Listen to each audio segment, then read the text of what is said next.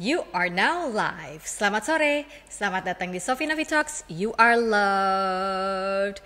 Sore hari ini tanggal, what's the date today?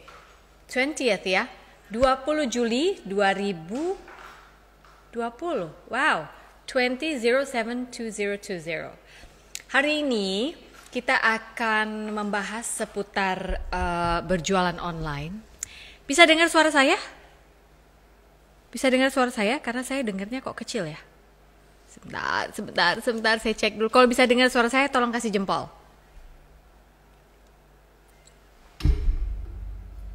Nah, oke. Yeah, I think that's better. Bisa dengar suara saya?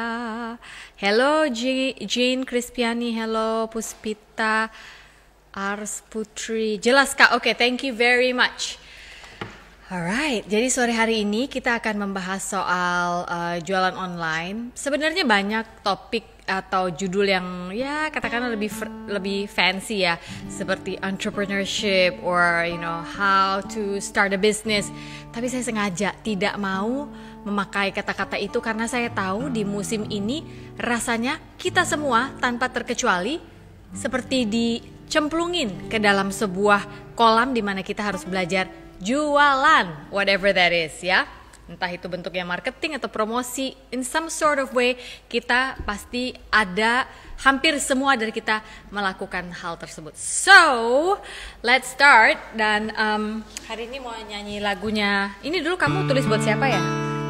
Sejatinya lagu ini diciptakan untuk Anang Hermansyah.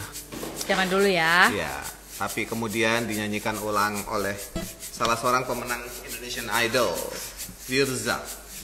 Atau kalau kata orang Medan, Pirja. Saya kan ada turunan orang Medannya. So this is my husband's song.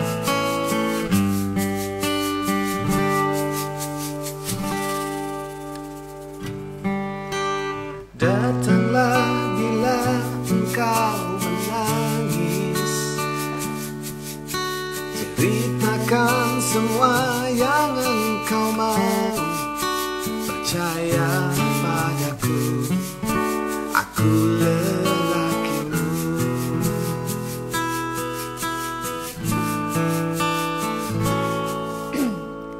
Mungkin pelukku tak sehangat senja,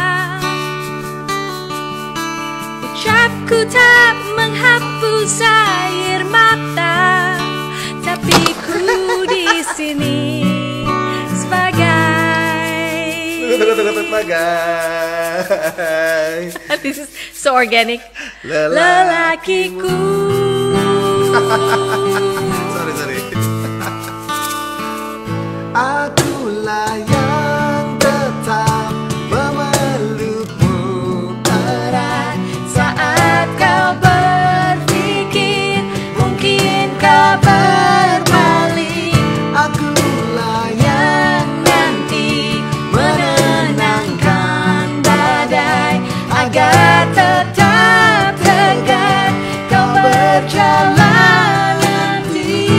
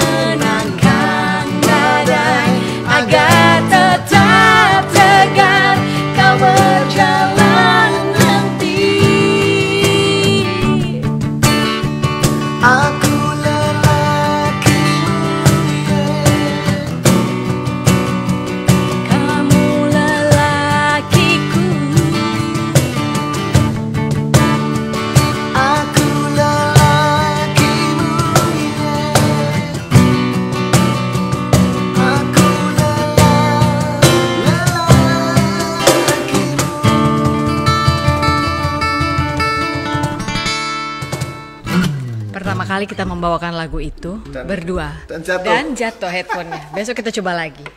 This is what's special about this talk show. Very, very organic. Oh my goodness.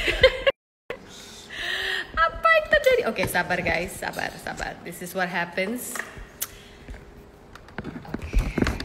Tenang, semua itu dapat diselesaikan. Baik, selamat sore. Kembali lagi di Sofi Nafi Talks, You Are Love. Belum bisa. Adalah episode ke-44. Wow, it's the 44th episode di acara Sofi Nafi Talks, You Are Loved.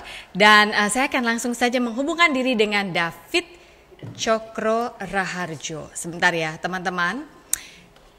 You will not regret this episode karena orang yang saya undang ini baru saya kenal sebulan yang lalu, itu pun online. Dan he is here. Hey, Tom. Hi. How are you, David? Very good. Thank you for having me. Aduh, senang sekali loh. Saya tahu David itu sibuk sekali. Tidak hanya untuk urusan bisnis sendiri, tapi juga banyak menjadi, selain coach, juga banyak melayani orang-orang di luar sana yang membutuhkan ilmu bisnis dan leadership. Well, it is always a pleasure to do this together with you. So, mudah-mudahan bisa berguna buat yang hadir pada hari ini. Pasti berguna. Pengalaman saya, udah 2 kali ada episode handphone jatuh. Biasanya kalau ada handphone jatuh, langsung rating naik setelah itu. Jadi kita lihat aja sore hari ini ya. Let me just tell my friends yang ada di online ini about you. Jadi David Cokro Raharjo adalah seorang business leadership coach ya, benar ya. And he's also komunikator ide dan juga seorang investor ya. Orang ini hobinya investasi kayaknya. Kalau orang lain hobinya main layangan atau fotografi, Bapak ini investasi ya. I don't know if he has other hobbies. We will ask him later.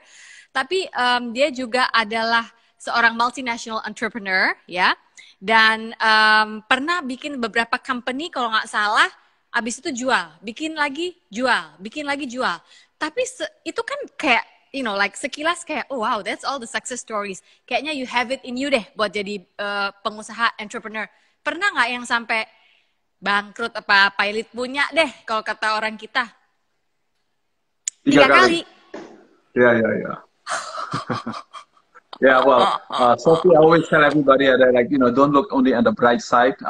Kalau secara keren-kerenannya atau secara bagusnya, tentu saya pernah mengalami beberapa kesuksesan, tapi mesti dengar cerita gagalnya. Dan waktu gagal, and then a lot of people, sirna dan jadi takut. And I say that if you're takut, that's the answer bahwa Anda bukan seorang entrepreneur. Do not become an entrepreneur. All successful entrepreneur pasti pernah jatuh. Jadi maksudmu ada orang yang sebenarnya tidak bakat entrepreneur. Jadi bisnis itu perlu bakat? Bukan perlu bakat ya, mungkin lebih mentalitas saja. Gitu.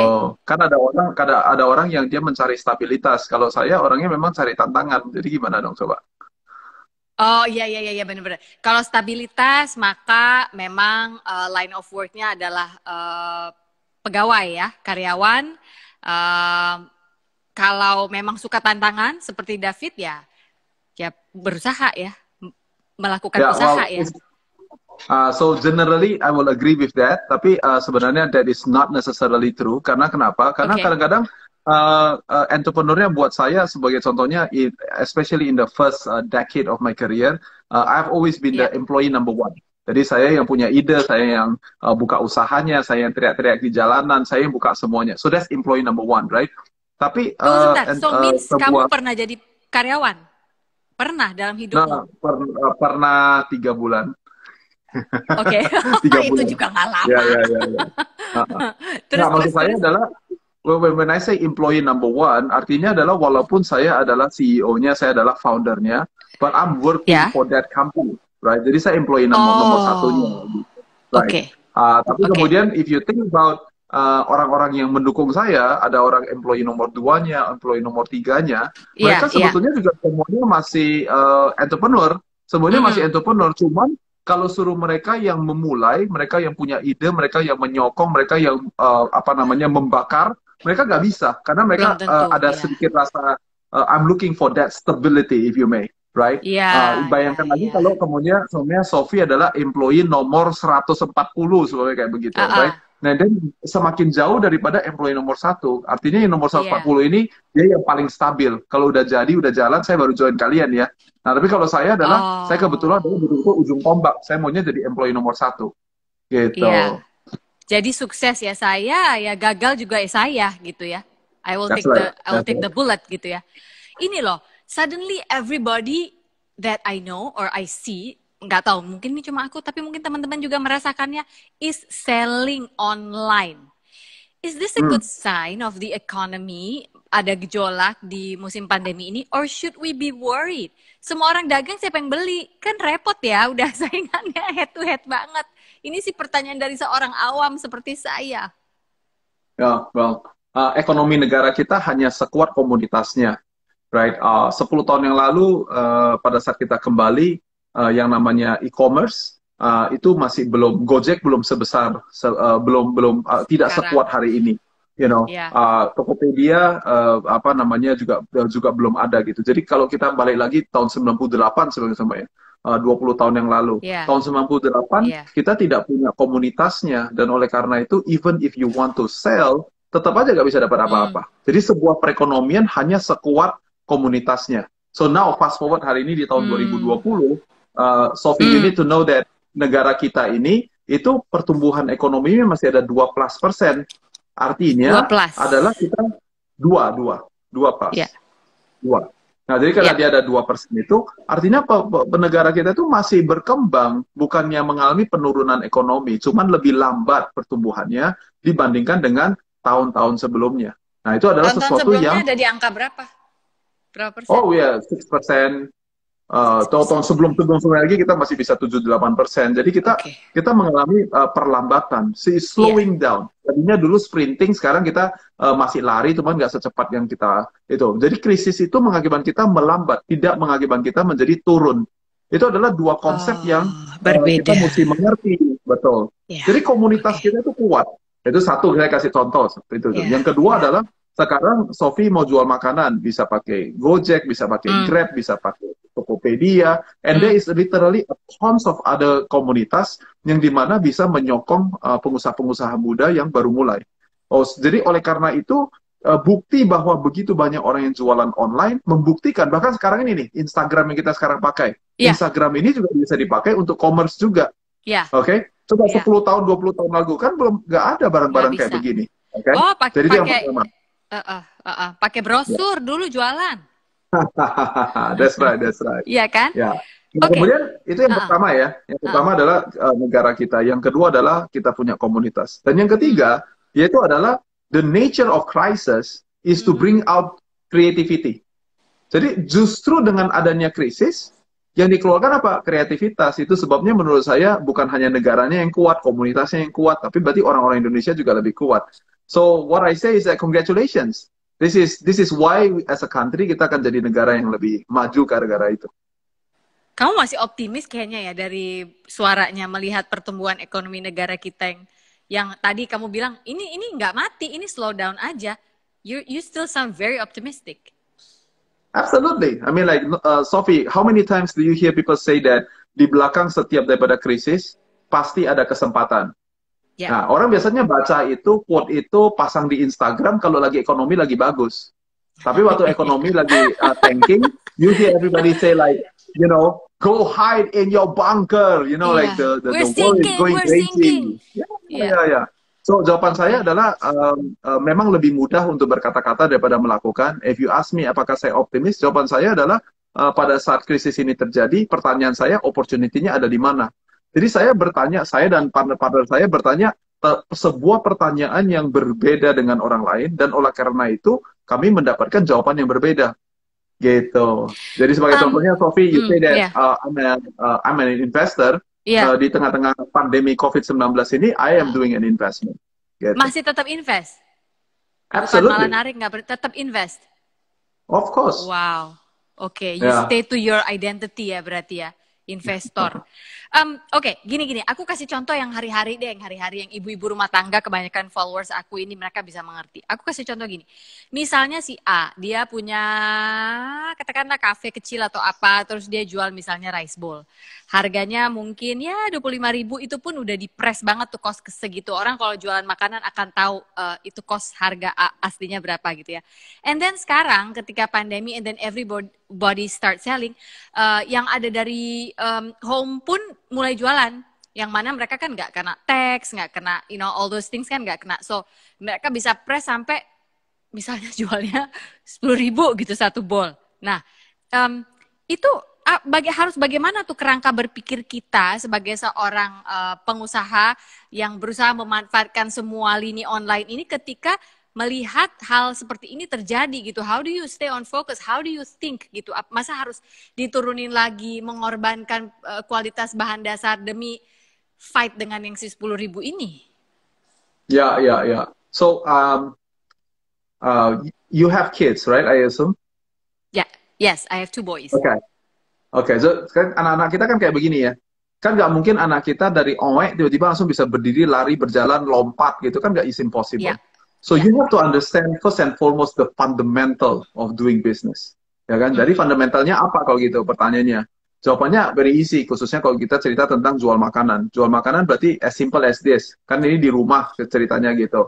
Beli bahannya berapa, jualnya berapa, jual dipotong potong ongkos, mesti untung.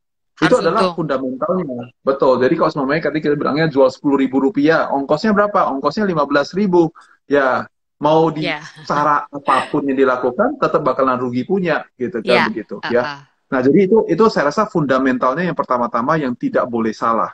Begitu kita lari daripada pemikiran itu, semuanya jadi kacau balau. Itu yang pertama. Nah kalau kita sudah bisa merangkak, baru kita sekarang mulai berdiri. Nah kalau dalam konteks mulai berdiri ini kita mulai punya kreativitas, Sof. Nah contohnya begini, Sof. Umpamanya zaman dulu kita cara jualannya adalah jual 25.000 rupiah, saya mau untung 5.000 perak. Nah, kira-kira begitu. Berarti di setiap transaksi saya mau untung 5.000 rupiah. Tapi kalau zaman sekarang jualan belum tentu harus menggunakan konsep yang seperti demikian. Contohnya begini. Contohnya adalah saya semua orang jualan rice bowl. Saya satu hari ini aja dengar 3 orang cerita tentang mau jualan rice bowl. Jadi masa? Aku padahal random ngambil contohnya. Ya. Kan itu sesuatu yang normal ya, semua orang juga bisa bikin gitu ya. Nah oleh karena itu saran saya adalah namanya jual makanan. Pada akhirnya adalah orang mesti mencicipi terlebih dahulu. So the secret to the secret is that you gotta taste and then so that people can see. Nah masalahnya banyak orang belum nyicipin. Jadi dibikinnya seheboh apapun, orang bilang adalah ya yang ini kan temannya saya, udah saya beli dari teman saya aja. Nah, karena itu kita mesti kasih dia mencicipi terlebih dahulu. Nah, ini rahasianya. Mencicipi itu, cicipin apa? Cicipin makanannya lah. Nah, kira-kira begitu. Ya, nah, so pertanyaan saya is very simple.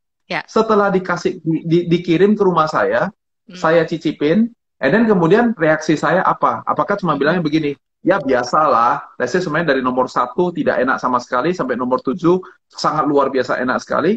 Skornya berapa? Kalau skornya David 2 atau 3, that's the reason why I don't care what type of marketing you are doing. Ya kan? It won't sell. Tapi begini nih, kalau sampai di rumah saya makan 1 sendok, and then I say like, oh my God, this is so good, right? And then my wife is coming over. Dia adalah, what is that? I want to try. And I said, wow. Ini adalah untuk saya. You jangan pegang-pegang. I love you, not that much. For example, right? That I will never do it to my wife. But itu artinya adalah bukan cuma angka nomor 7, it's a 7 plus, 8, 9, or whatever it may be, right? Nah, kalau dia sebagus itu sebabnya sekarang walaupun bowl yang pertama gratis, tapi si David akan order bowl yang kedua, yang ketiga, yang keempat, yang kelima. Dan ini adalah sesuatu yang penting sekali. Penting sekali. Jadi kita mesti kasih dia coba dulu, supaya dia bisa. Nah, sekarang pertanyaannya adalah kasih coba ke siapa? Jawabannya adalah jangan dikasih coba kepada keluarga sendiri dan kawan-kawan yang dekat. Jangan kasih coba kepada keluarga sendiri dan keluarga dekat. Ingat teman-teman. Oke, justru kasihnya adalah sama orang-orang yang nggak kenal. Nah, kenapa? Karena mereka have no string attached with you. Kalau kasih sama saudara sendiri kan, teman sendiri pasti, gimana masakannya? Wih, sok gila, bagus. Nah, soalnya temannya kita. So your friend will always have a difficulty to say that kepedesan, keasinan, keaseman, ke whatever whatever. Tapi orang a stranger, they will be more honest with you, right? Nah, here's another hint for you.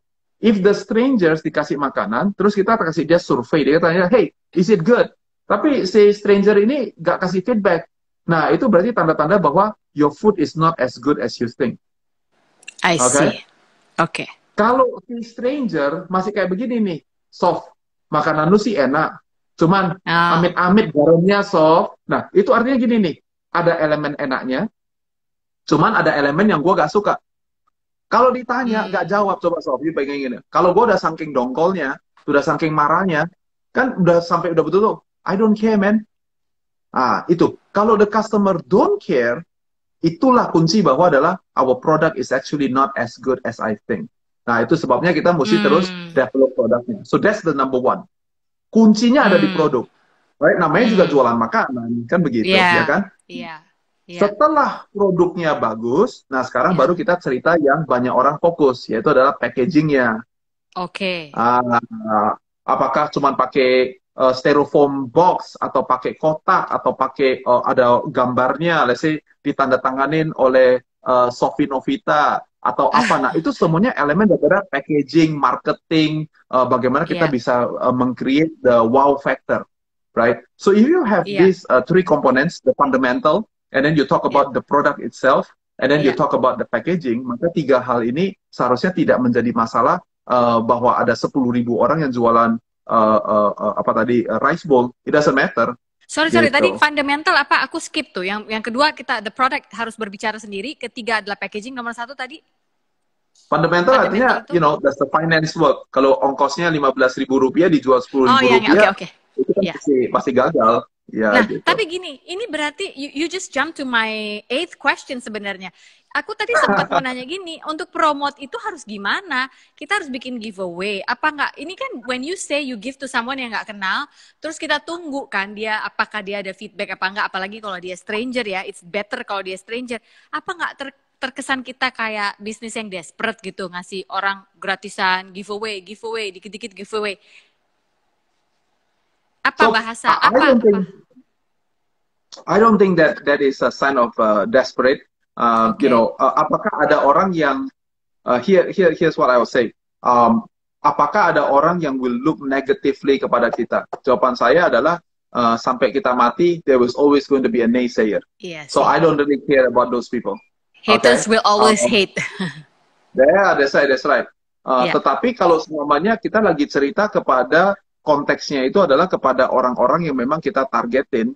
Menurut saya memberikan kontribusi, saya memberikan sebuah kebaikan kepada dia. Seumpamanya rice bowl-nya semuanya cerita tentang daging ayam di teriyakikan dan things like that. And then you realize that David itu suka barang-barang kayak begitu. And so you decided that cobain dong. Itu gak dan kelihatan sebagai desperate. I know that you like it. Nah, beda dengan saya semuanya gak makan nasi. And then you jual rice bowl, and then you kasih kepada saya. Nah, you don't understand. Berarti artinya you don't understand who is your targeted customer. That's right. Ya kan? Contohnya adalah, let me give you a different example to mengkontraskan. Semuanya adalah, I enjoy playing basketball, right? Oleh karena itu orang-orang yang mau pick my interest pasti ceritanya bola basket. Dia cerita, di mana ada lapangan basket yang baru. Si siapa baru ada apa and all those things, right? It is true that we have invested in. I have invested in 3 basketball companies, right? Why am I doing that? Because it is within my interest. Jadi kalau orang bilang gini, what about baseball? What about soccer? What about badminton? I have friends there, cuman saya nggak ada interest di bidang itu.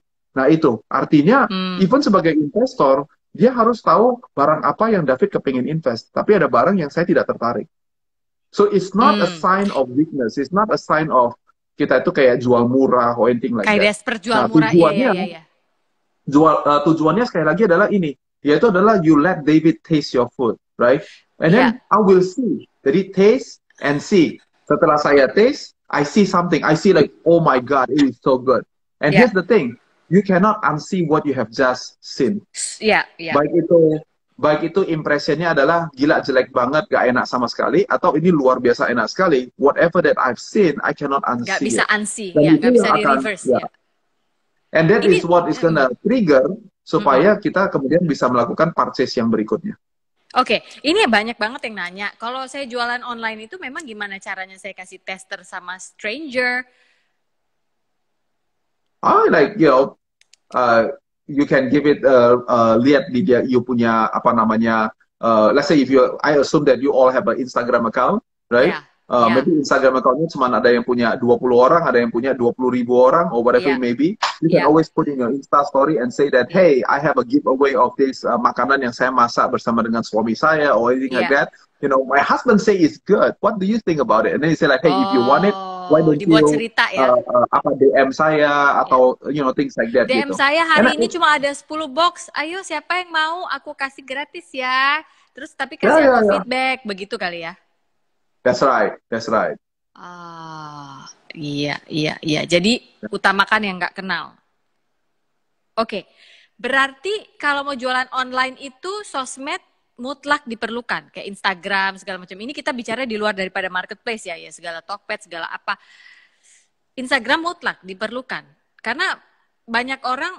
Oke, Instagram mutlak diperlukan dan berapa lama sebaiknya kita spending time on the screen hanya untuk promosi itu terus? Karena banyak orang juga aku lihat burn out hanya karena sibuk promosi ke sana kemari ini itu, and then it doesn't translate to sales gitu loh. Market, promote,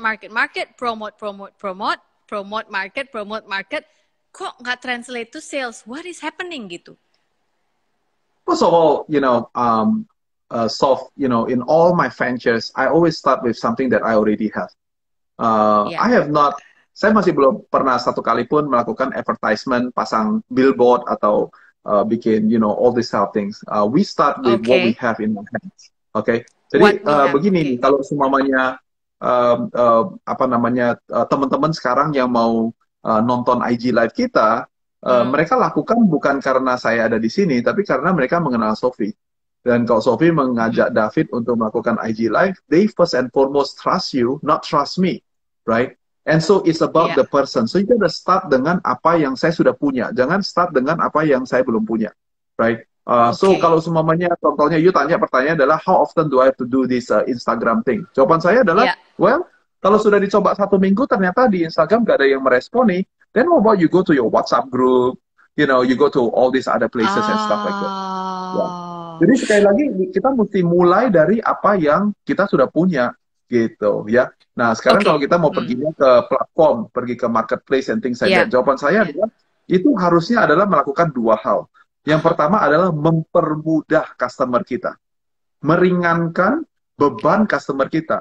Oke, semuanya contohnya gini, kalau selama ini pakai WhatsApp, kalau dia order dia mesti WA kita. Kalau dia WA kita belum tentu kita jawab. Oke, terus udah dijawab, kita bilang, oke, kamu kirim dulu ya uangnya supaya saya bisa kirim. Terus nanti mau panggil abang ojeknya, kita mesti, kita mesti panggil lagi go send atau segala macam kayak gitu. Kan ribet. Nah, karena itu kita menggunakan platform, karena di platform itu semuanya sudah dibikin, ya kan, untuk mempermudah journey daripada customer kita. That will be the reason number 1 why you're using it. Yang kedua, yaitu adalah memang Tokped dan marketplace yang lain ini, mereka merupakan sebuah platform supaya kita bisa melakukan promosi. Nah, masing-masing daripada platform ini tentu memiliki identitas dan memiliki kekuatan yang berbeda-beda. So you need to use it according to what you need, gitu. And then kemudian lakukan yang perlu dilakukan. Ada yang, for example, langsung pergi ke GoFood. Tapi ada yang perginya ke Tokped. Kan ini adalah dua marketplace yang berbeda. I think I need to change my it keeps sliding. Sorry ya guys. Yep. Okay. I'm back. Sorry. It keeps sliding. Alright. Okay. We're back on. Okay. Jadi kita tahu dulu kita pakai apa yang kita punya. Dan kita gunakan platform-platform tersebut sesuai dengan nature-nya dia gitu ya. Yes, Sophie, let me finish my thought. Banyak orang berpikir bahwa adalah I want to use all this platform, I want to use all this Instagram, WhatsApp, and things like that supaya saya bisa punya transaksi yang sebanyak-banyaknya. What I would like to impart to you and to friends here, yaitu adalah mari berpikir bukan tentang berapa banyak transaksi yang saya bisa lakukan. Mari kita fokus dengan adalah, seumpamanya saya cuma punya 100 atau 50 orang yang pernah order dari saya. Pertanyaan saya adalah, dari 50 orang itu, berapa sering dia akan beli atau order makanan itu lagi dari Sophie?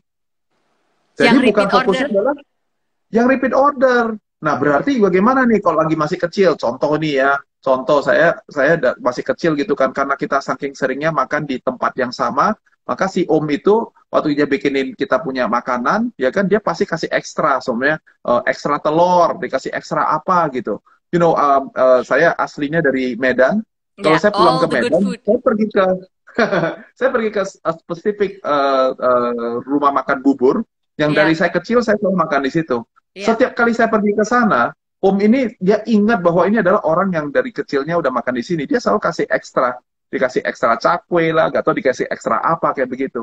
And then it make your customer happy, karena kita masih kecil gitu loh. Nah, jadi fokusnya adalah in repeat. Fokusnya jangan, wah saya mesti kasih lebih banyak promo lagi, saya mesti ikut lebih banyak platform lagi, saya mesti ikut apalagi untuk dapat transaksi. What you are not realizing, yaitu adalah punya transaksi sekarang adalah 500, tapi gak ada repeat. Yang repeat cuma 2 orang. Do you know what it actually tells you? It means that your food is really not as good as you're thinking. Iya, betul.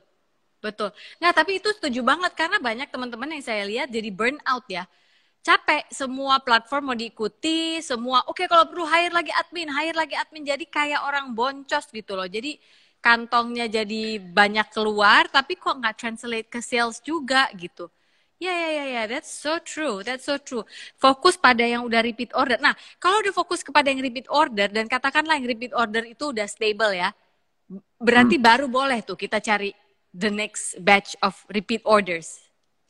Oh, I'm glad that you asked that question. Kalau semuanya repeat ordernya udah jelas nih, ya kan sudah stabil. Berarti dari sana nomor 1, you have a predictable revenue. Oke, berarti kita udah tahu nih, setiap bulan atau setiap hari saya bakalan punya sekian juta rupiah punya pendapatan. Nah, kita tahu bahwa tadi rule pertamanya fundamental mesti untung. Nah, berarti kalau kita sudah untung, nah kita bisa bilang gini, contoh, kita bilang sama, semuanya Sophie kirim tadi bowl rice-nya ke rumahnya David. Saya makan, saya bilang enak. Kemudian saya order yang kedua kali, berarti dikirim dong. Waktu dikirim, Sophie selalu bisa bilang begini, lah saya udah stabil kan. Sophie bisa bilang sama David, bilang, Fit, kayak thank you ya, lu udah order, gua lihat lu dalam 1 bulan ini udah order dari gua 5 kali, thank you banget loh. Nah, and then you put a small little note, right? And then you write with your handwriting, you know, like in this era of digitalization, you know, sometimes a simple note with your hand, right? You write like, thank you so much David, you seneng banget bisa dapat customer yang bisa betul-betul enjoy makanan saya.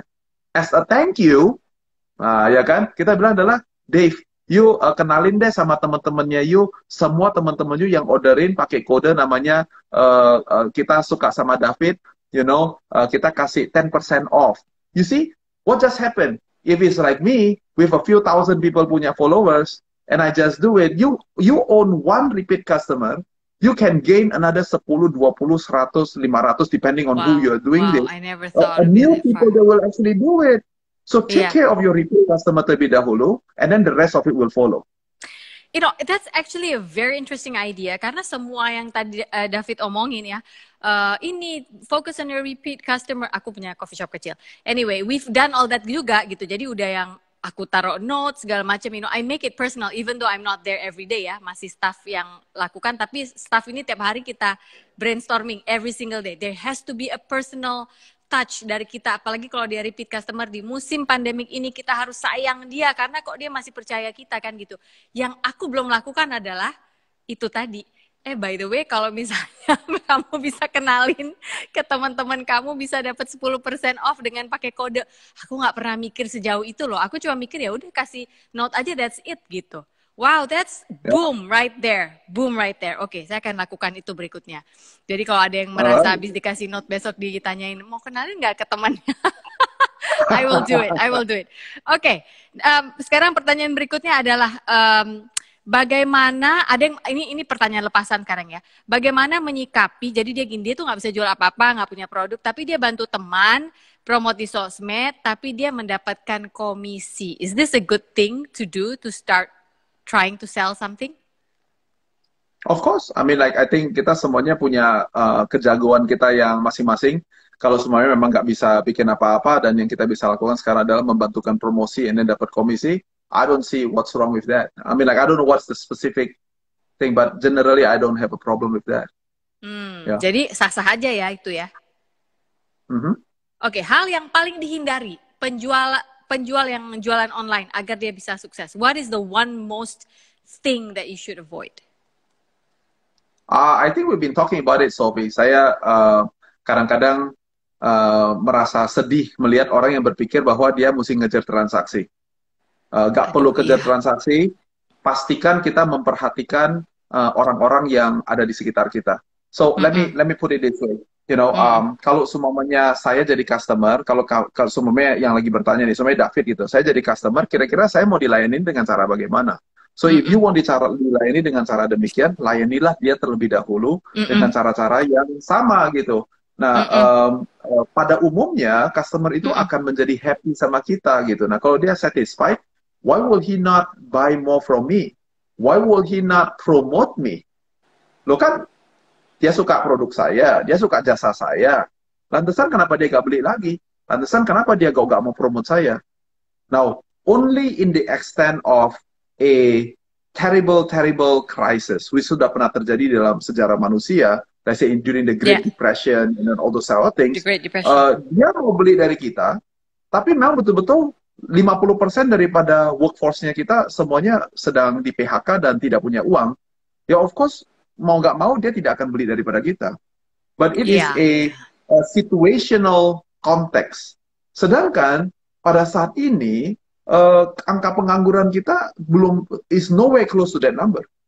So yes, angka pengangguran kita have been under 10%, and then untuk pertama kalinya kita either sedang mendekati angka 10% atau naik dari 10% sejak dari zamannya Pak Harto.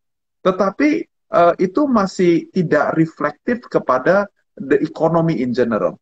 Oleh karena itu, there is no reason untuk kita semuanya, khususnya kalau semuanya sekarang ini sedang mengalami kesulitan secara keuangan. Jawaban saya adalah ini waktunya untuk berjuang. Ini bukan waktunya untuk menjadi takut dan kemudian tidak berani melakukan apa-apa. Gitu. Wow, ya ini kan? Waktunya berjuang, bukan waktunya untuk takut ya teman-teman. Seberapa lama sih waktu diperlukan sebenarnya? Just give us a rough idea. Untuk kita berikan kepada sebuah produk, apapun itu, mau makanan, mau kopi, mau minuman, mau tas branded, pre-love, whatever ya, whatever you're selling gitu ya. Berapa lama waktu diperlukan untuk sebuah produk kita start promosiin dia online untuk berbuah agar kita tahu kapan kita stop jual sabun nih, promosiin yang ini dan kita ganti promosi yang barang lain. How long? Biasanya. I think you will never stop doing it. Tapi sekali lagi, I will do it pertama-tama kepada orang-orang yang ada di sekitar saya. Coba bayangkan, Sophie, kalau kita nggak kenal satu sama lain, and then kemudian let's say one of our dear friend Yosi kasih saya nomor telepon. Terus saya WhatsApp Sophie, dia bilang, Sof, saya ada rice bowl, beli dari saya ya. Kalau baik hati, Sophie-nya mungkin masih bilang, oh maaf mas, gak butuh. Nah, mungkin gitu ya. Ada yang I don't really care, I just don't respond. It's like, who are you? Nah, jadi harus ada dimulai dari apa yang kita punya. Jadi kecuali sekarang you bilang adalah I don't have any friends. So you know what is your first learn lesson? What? Have more friends. Have more friends. That is going to be it. You know, sampai kepada kira-kira 4 tahun yang lalu, saya masih dikenal sebagai seorang investor. 4 tahun yang lalu, saya pernah punya ide pertama bahwa I'm gonna build a business leadership coaching company. Right? So what do I do? Saya nggak melakukan promosi, saya nggak melakukan apa-apa. All I do adalah saya melihat kepada teman-teman saya, dan kemudian saya lihat siapa yang saya bisa berkontribusi, saya bisa bantu, and then saya ngajak mereka ngopi, ngobrol-ngobrol, dan saya bilang, bro, gue bantu yuk bisnis lu. Oh sure dong Fit, dia tahu saya siapa, dia tahu kredibilitas saya. Dan kemudian dia tanya, Fit, tapi gue mana sanggup bayar lu? Gue bilang, siapa yang suruh bayar? Gue gratis kok. See, so for my case, it takes me kira-kira 3 tahun to build a case study Dan kemudian untuk orang-orang bisa melihat kepada kita dan katakan adalah, oh kalau ikut David, 2 tahun, 1 tahun, 3 tahun tuh keluarannya kayak begini. No, so that's my industry. So you ask me how long? Jawaban saya mungkin kira-kira 3 tahun kalau untuk saya. Tapi kalau untuk jual makanan 3 tahun ya kelamaan menurut saya. Iya.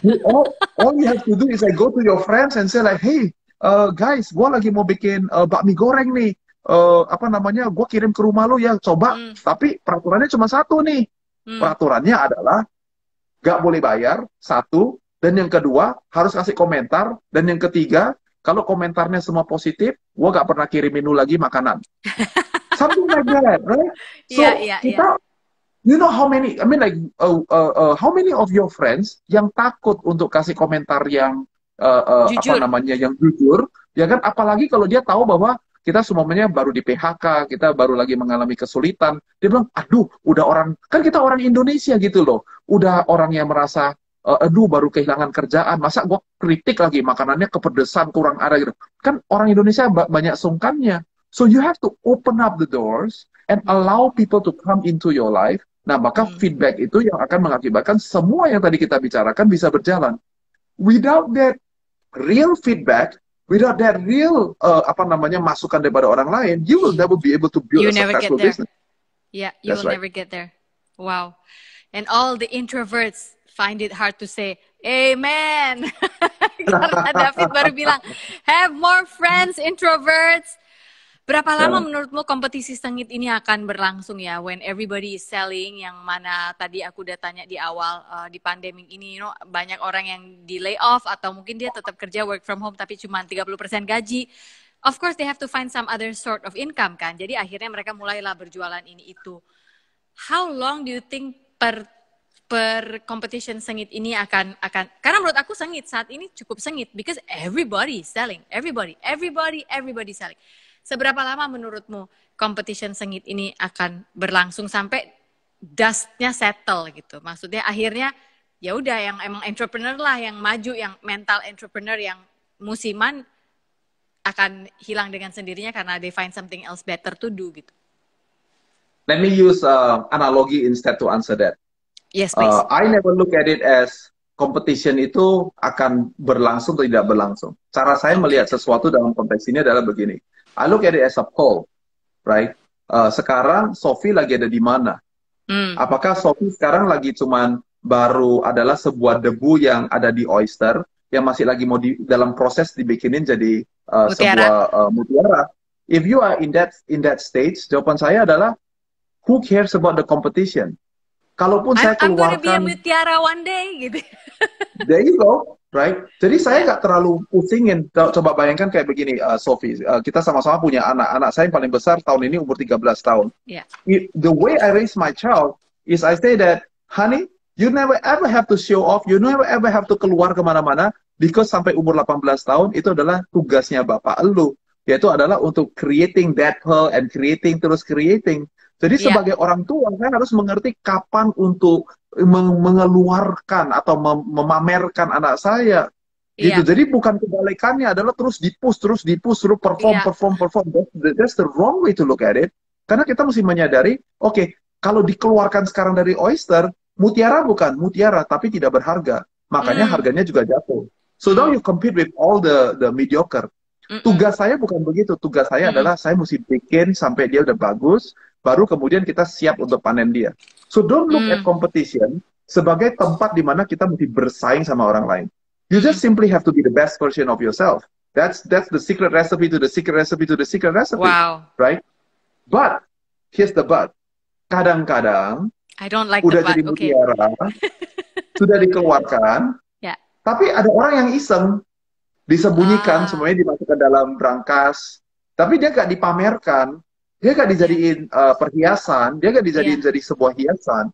And so sometimes life give you curveball yang kita gak expect gitu. Dan memang benar itu bisa terjadi. Nah, dalam konteks seperti begitu, I think kita perlu untuk punya perspektif yang berbeda dan mengerti bahwa adalah saya didesain untuk menjadi pearl dan saya harus akan di toko mutiara 1 hari. Nah, dalam perjalanan ini nikmati aja journey-nya.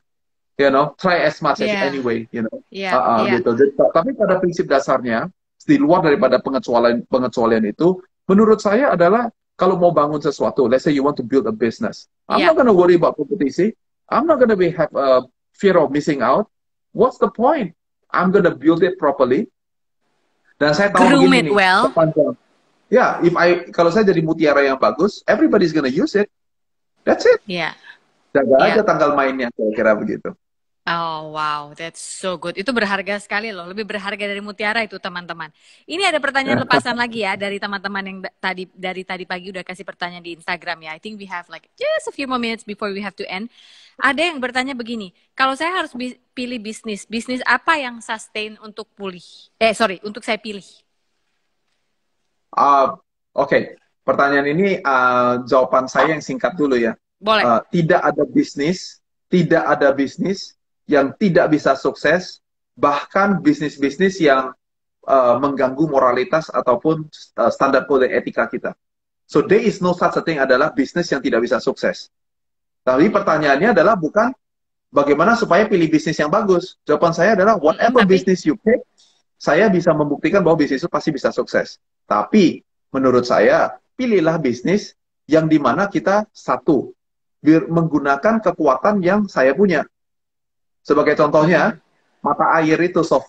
Gak bisa, kita gak usah suruh bilang sama Sof, kita gak bilang sama mata air ya. Kita gak usah bilang begini, mata air pakai keran buka, keran tutup. Gak bisa, mata air itu cuma terus overflow aja.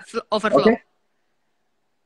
When just now I hear you and your husband sing, I don't have to jadi musisi because you know why? I'm not a singer. You and your husband, even dengan tadi headphone-nya jatuh dan things like that, you still sing beautifully.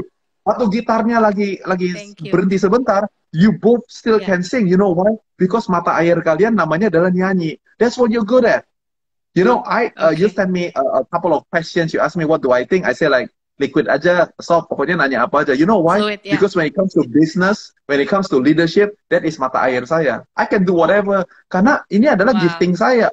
Okay, so that's number one. Number two, if I am only gifted in the things that I do, but I'm not fulfilling a need out there, itu artinya adalah saya tidak akan find the joy. Karena kesenangan kita, joy-nya kita dilahirkan pada saat saya bisa berguna buat orang lain. Nah, mau perlu duit nggak? Of course perlu duit. Siapa yang nggak perlu duit? Tapi joy-nya bukan dari karena I make so much money. Itu mungkin bikin you happy sementara waktu. But the joy adalah because I'm so good at it. I'm so good at it. And you are menerima kontribusi dan menjadi selesai masalahnya gara-gara keberadaan saya. Nah, the combination of these two things menciptakan bisnis yang sukses.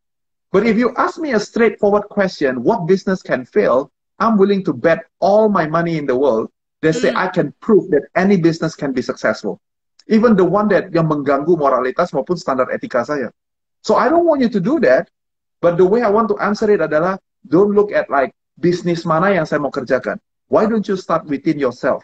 Yang mana yang I'm really good at, dan yang mana yang saya bisa berkontribusi menjadi jawaban untuk orang lain, dan kemudian baru kita menjawab pertanyaan kompetisi. Itu ada pertanyaan ketiga, yaitu adalah kalau orang lain semua bayar 100 perak, bisa gak saya minta orang untuk bayar 200 perak, tapi saya memberikan value yang 4 kali lipat lebih besar daripada orang yang memberikan 100 perak, dan dalam konteks-konteks tertentu, yes, dia jual 100 perak, kita mesti jual 85 perak supaya kita bisa capture the market. Itu sah-sah aja menurut saya.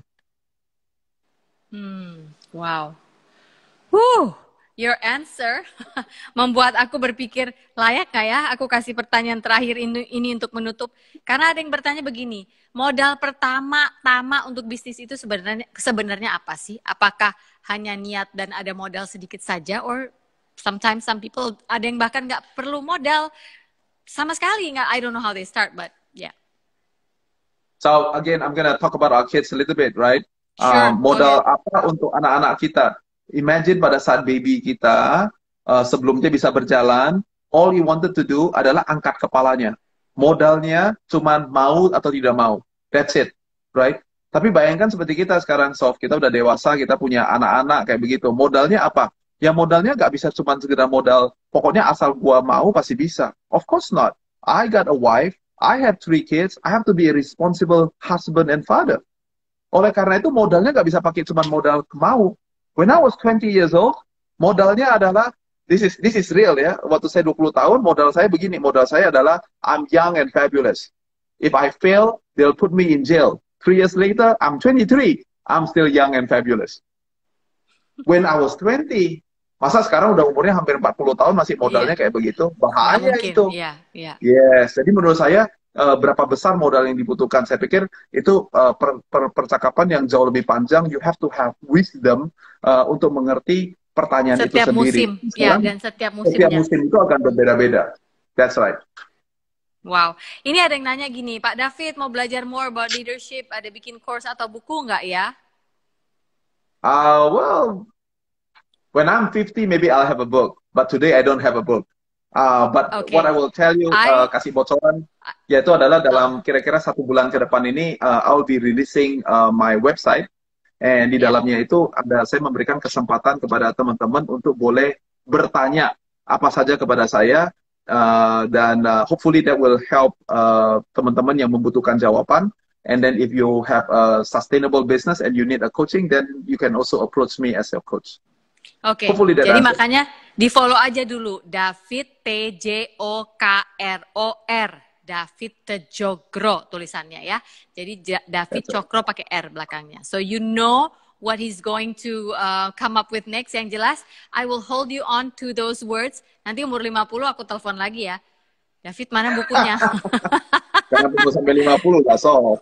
Ya, sebelum itu berarti at 48, then you should already be writing berarti. Teman-teman, terima kasih ya. Aduh, ini hari ini luar biasa sekali obrolan kita dengan David Cokro Raharjo. Do you have anything else to say untuk teman-teman yang sekarang ini lagi sibuk tetap mempertahankan jualan mereka before we end today's chat? Sure, I think that the way you do something is the way you do everything. Bagaimana attitude kita, pandangan kita. Di saat ini sekarang menjalani pandemi COVID-19, whatever season kalian, apapun yang sedang kalian lakukan, itu akan menggambarkan segala sesuatu yang kamu kerjakan. 10 tahun dari sekarang, whether you're gonna make it or not make it, it depends on today. It doesn't depend on later on, right? And here's the second one that is more important. Yaitu khususnya kalau kalian adalah seperti saya dan Sophie, yang dimana kita punya anak-anak, kita punya keponakan, kita punya generasi anak-anak muda. You know, what you do today, itu yang akan membuat mereka bisa berkata 10 tahun dari sekarang, 5 tahun dari sekarang, 30 tahun dari sekarang, when they go through another crisis, they say that, I remember Uncle David, I remember Auntie Sophie, I remember how they fight, even though there is no more reason to hope. I remember how they still do what they do, karena mereka percaya dengan apa yang Tuhan sudah taruh dalam kehidupan mereka. That matters. So good. More than just survival. More than just making a lot of money. Kita semuanya punya satu privilege untuk bisa melakukan itu supaya generasi yang akan datang mereka bisa punya harapan yang lebih besar dan masa depan yang lebih cerah oleh karena keberadaan kita di zaman-zaman seperti begini. Ya, kita justru sedang me-layout caranya untuk bertahan di musim yang sulit ini ya, karena ya ketika nanti musim mereka sulit, mereka akan ingat kembali ke masa-masa ini dulu. Contoh yang ada waktu itu begini, I will do exactly the same, even better gitu ya. Agree. Okay. Oh wait, you have one more task to do before we say bye-bye. Jadi teman-teman dari pagi itu udah ngasih pertanyaan di IG stiker aku. So I put them all in a little bowl like this. Dan aku tuh seneng banget membantu usaha-usaha lokal, khususnya the products that I really use. Jadi hari ini teman-teman, and you including ya David, maybe tapi nggak sih, ini bisa juga suamiku pernah pakai yang buat masuk angin tuh, yang cold and flu. Akan dapat hadiah gift box dari Botanina. This is a local product from Bandung. They're very good at what they do. Jadi di situ ada spray buat cold and flu, ada spray buat focusing when you need to focus. It's about scent and smell, begitu ya. Jadi ini nama-nama mereka udah di sini. Aku nggak lihat ya, aku tutup mata. Dan aku selalu bilang semoga yang paling membutuhkan semangat dan hadiah ini yang hari ini mendapatkannya. So let's see. Siapakah dia? Jane Pongajo. Selamat buat Jane Pongajo, kamu punya waktu 3 kali 24 jam untuk menghubungi saya lewat DM supaya kamu bisa memberikan saya alamat lengkap dan juga nomor telepon so we can send you over the product. Sementara itu, sekali lagi terima kasih ya untuk David sore hari ini. Teman-teman ingat ya, bukan soal berapa banyak transaksi yang kamu cetak dalam sehari atau seminggu atau sebulan, tapi focus on your customer base, repeat ordermu itu, repeat customermu itu yang harus dijaga. Dan ketika itu udah bisa dijaga, cari cara untuk dilahirkan lagi atau kalau kata orang Medan kali beranakin lagi dari situ, begitu ya. David, thank you so much for your time. I know you're very busy, but yeah, it's so precious that you give time today untuk this very humble talk show. So yeah, once again, thank you very much. God bless you. Salam buat istri dan juga anak-anak. Thank you, so. Bye-bye, everybody. Bye. Bye-bye. Alright, everybody. Tinggal di-follow aja David Cokror. DAVID-TJOKROR. Ya, supaya nanti bisa lihat ada materi-materi apa saja yang diberikan oleh Coach David di sana. Dia adalah seorang business leadership coach. Dan ingat ya, dari segitu banyak perusahaan yang pernah dia buat dan usaha yang pernah dia buat. Bahkan ada satu usaha yang pernah dia buat bersama istrinya waktu mereka masih sekolah di New York. Dia jual juga, tapi dia juga pernah 3 kali bangkrut. So, you will want to know more about this person. You will want to know more about his wisdom. Dan yeah, I just love how he explains stuff. Dan menurut saya, bagaimana dia begitu optimis justru di musim yang bagi mata kita yang awam ini tuh lagi susah. Semua orang lagi pengen teriak, tapi nope. Not according to David. Sesuai namanya, David, King David. Alright, thank you very much guys. Sampai bertemu besok. Besok itu hari Rabu ya, 21 Juli, betul? 21 Juli. You know who I have up for tomorrow? 22 ya? Oke, sorry, 22. Besok itu ada siapa? Besok itu adalah ada seorang teman lama saya yaitu Anissa Yudhoyono. Mau tahu bagaimana dia berjalan sebagai istri dan ibu dari musim ke musim, dari mulai pindah dari satu tempat dinas suaminya ke tempat dinas yang lainnya, dari waktu dia dulu model lalu jadi istri seorang tentara dan sampai hingga sekarang ini. We will know more from her tomorrow. Okay, stay tuned on my Instagram supaya besok kamu bisa kasih pertanyaan untuk Anissa Yudhoyono. Saya Sofina Vita. Don't forget, you are loved. See you tomorrow.